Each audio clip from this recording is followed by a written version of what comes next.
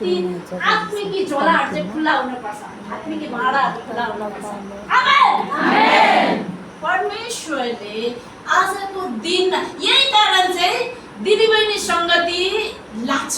म यसरी भन्छु है, दिदीबहिनी सङ्गति यस कारण लाग्छ किनभने तपाईँले गएर तपाईँको मण्डलीमा काम गर्नुपर्छ। मण्डलीमा धेरैभन्दा धेरै काम गर्ने आमाहरू, धेरैभन्दा धेरै प्रार्थनामा उभिने आमाहरू, धेरैभन्दा धेरै बाइबल पढ्ने आमाहरू। मेरो आमा यहाँ छ, एकजना आमा यहाँ हेर्नुहोस्, हाम्रो बोईको छेउमा। यो आमालाई बाइबल पढ्न गाह्रो हुन्छ, तर उहाँले वर्षमा लगभग 2-3 चोटि बाइबल पढेर सिद्ध हुनुहुन्छ। उहाँलाई देखेर हामी च्यालेन्ज हुन्छौँ, हामीलाई देखेर उहाँ होइन, उहाँलाई देखेर हामी च्यालेन्ज हुन्छौँ। हेर्नुहोस् न आमा, यही हुनुहुन्छ ऊ आमा। आमा हात उठाइदिनुहोस्। ऊ 2-3 चोटि उहाँले बाइबल पढेर सिद्ध्याउनुहुन्छ। अहिले पढिसकेर फेरि पढ्दै हुनुहुन्छ। पुरानो नियम कहाँ हुनुहुन्छ, उहाँ पढ्दै हुनुहुन्छ। उहाँलाई देखेर हामी इन्करेज हुन्छौँ। एक दिन तपाईँ र मेरो हातबाट बाइबल खुसिएर त्यो दिन पनि आउँछ नि, होइन? नआउँदैन नि, आउँछ नि। इच्छा गरौँ, आउँछ नि। प्रभुको अगाडि उभिन सक्ने ती सबै कुरालाई पार भएर जाँदा मात्रै उभिन सक्छौँ नि त।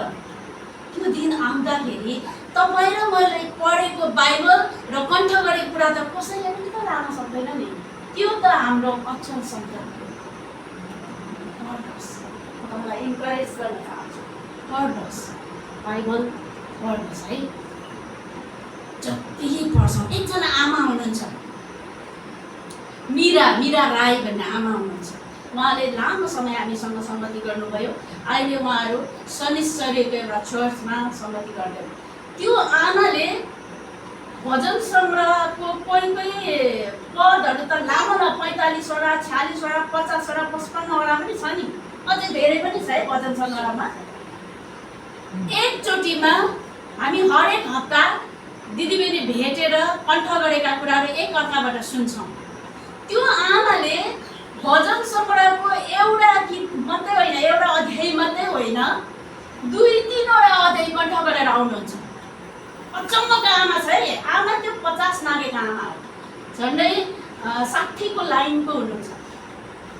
2-3वटा 55-60वटा भएको पदहरूसँगको एउटै पनि नअर्की र पनि म भन्ने कुराहरू, अनि भन्ने पनि छोड्नुहुन्न। कस्तो इन्करेज हुन्छौँ हामी उहाँलाई देखेर। हेर्नुहोस् त, गर्न नसकिने के रहेछ, गर्न नसकिने केही पनि छैन। म सक्छु भन्नुहोस्, म सक्छु। जब म सक्छु भन्छौँ नि, सबै कुरो सम्भव हुन्छ। जब म सक्दिनँ भन्छौँ, सधैँको लागि सक्दिनँ भन्छौँ। अस्ति एकजना नानी, हामी चाहिँ हाम्रो डाइनिङ टेबल चाहिँ भात गर्ने ठाउँ हो। खाना खाँदा 1.5 घन्टा 2 घन्टासम्म पनि लगाउँछौँ, साह्रै गफ लडाउँछौँ हाम्रो डाइनिङ टेबल।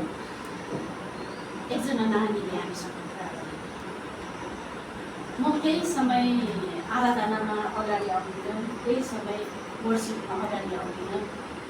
म जब परमेश्वरसँग समय बिताउँछु, प्रार्थना गर्छु अनि अगाडि आउँछु। आज तिमी परमेश्वरसँग पश्चाताप गर्छु, प्रार्थना गर्छु, समय बिताउँछु अनि आउँछु भन्छौ, त्यो आउँछु भन्ने दिन कहिले पनि आउँदैन। गल्ती गर, पाइन्छ नि, होइन? गल्ती गर, भुल गर, तर परमेश्वर कहाँ जान चाहिँ नछोड न। गल्ती गर्दै गर। गल्ती त गरेर सिकिने हो नि त, पास भएर चाहिँ सिकिँदैन। अस्ति हामीलाई हाम्रो जवानहरूले चर्चमा सिकाएको कुरा चाहिँ यो